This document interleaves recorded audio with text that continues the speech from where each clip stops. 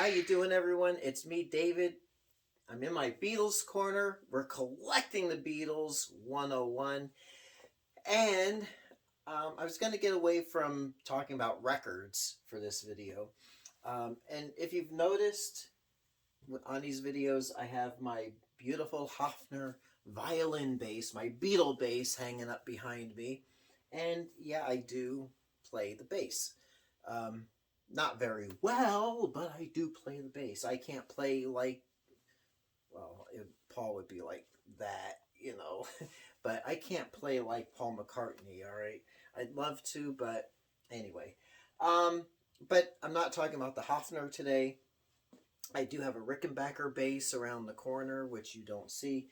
But I do want to talk about this, oh my gosh, this awesome book. This is one of my favorite Beatle books.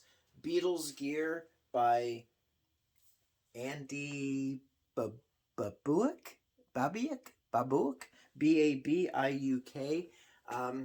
I'll just call him Andy because that's his name. All right. Here's a little look inside this fine publication. All right, so here's a little look at this fantastic book. If you're a musician or a Beatles fan, let's say you want to be in a Beatles tribute band, I mean, there's just a wealth of information. And this book goes from the earliest guitars, not the actual guitars, but the models of guitars the Beatles used. I mean, from when they were children, the Hamburg days, George's Futurama. I mean, and you just go through. Let's get it. Pictures galore. Let's see what we got here. I mean, just pages upon pages of photos. John's second Rickenbacker guitar. I mean, and then going, of course, to, I mean, there's George, no, another George guitar, his Stratocaster that he did up in the psychedelic paint job, George's Les Paul. I mean, just so much stuff. Ringo's drums from Let It Be. Just a treasure trove of information here in this book.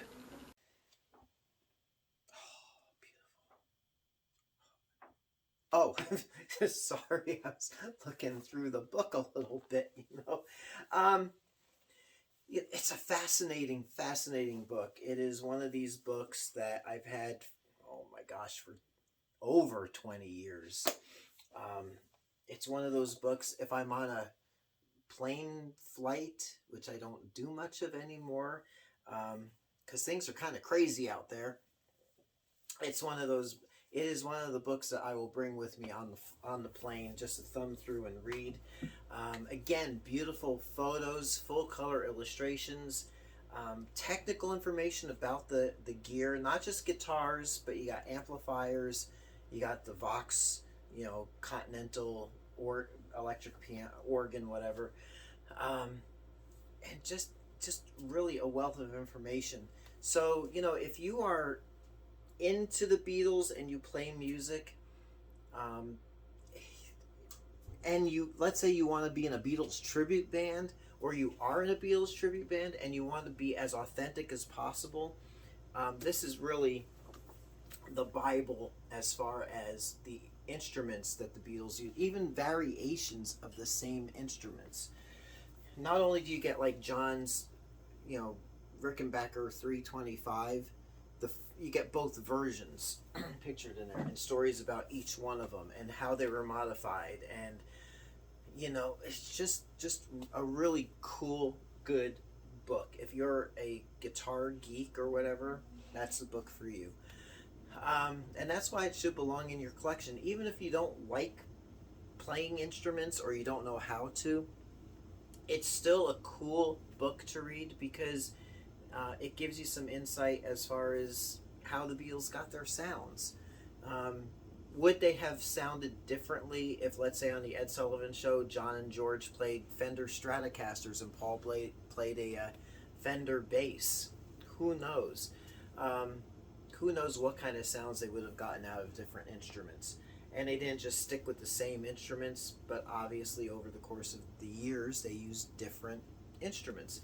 And it also gives a good insight as far as how they felt about their instruments and the lengths George Harrison went to get one of his cherished guitars that was stolen. So there you go.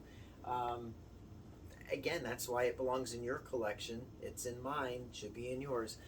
So there you go. Until next time, it's me, David, here in my Beatles Corner, collecting Beatles 101. So we'll catch you next time. Thanks for watching. Please like and subscribe.